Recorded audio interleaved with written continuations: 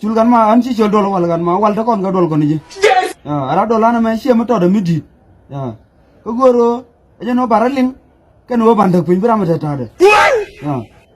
kan ma jin ngai ta ti jin un mon yal ma tianga na ga nyin kun yin chul ko bu na lian siang bu na lia ga nyin kun yin chul ta kwai le chol go dong ruai na kon baraling kan wo bandak pin en jin ngan ma ti gre dile da kan ma to ro de ma ta kon te ko kon ji ala jin chulan chelu ta nen kan ma ching chi be ni ana mu gwa na mu ga nyam da betong no je ro to hun ta da kan ya ma da nama gui siang mu gwa ma de kon nang lo mi nya na beton ta da kan ya ma da ma dong chang nen ma tu di tar ran da ben ga nyam da nan la to no je ro to ta da nen ma tu ga nyam da chi poch ka jin di tar ma tu ta tin lo jin chang lo chi ji ma re ka kana chen doi de chi ngai lúc ní chiêng mì nên chiêng ấy chứ mà này vào này mà là thu nó than chứ nó mà cái sáng tôi còn năng nhọc chúng này nó than được coi đây thì cái là thu nó than chứ cái thì cái được coi anh mà nó cái sáng mua cái mà chính đi than cái thì cái được coi đây được coi nó mà cái sáng mua cái là sáng đâu có rồi bự lực thế mà nên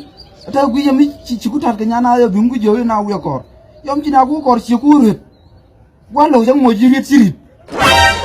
mi ay muy ret gwalo la riti jin na bi juju bi da la job ni jin mi gor ci reti ke sen jek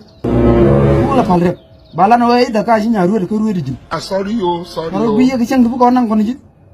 an ci bu tar gan ma je no bar ling no bandak pin ñok ko wër mu ta toy la lo yikol ciow ci la na ciow ji ci nga jej bi kol ko bi la ciow yo wo bala no ciow lay ga da kay ajen nom gu ye siang mu ko ma de ko nang ko ni to goro sianu beri alaga ciol ji dol go sianu beri alaga arwa indi ala la ji goro bi gelin ana ling goro ko ni na ma new year goro bi ar ling kan ran ata en ciol ji go baraling ko ni ci kon bo siang mi je no banda pin ko bu koro daling ko jinnena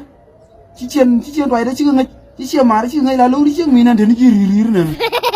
to gu ye ga ceng bu ko nang nena raja ji taw wi mata ni an la ji roi ndaw wi mata ni jin wi na mam wi mi angu an ma jin goro bi roti gan ma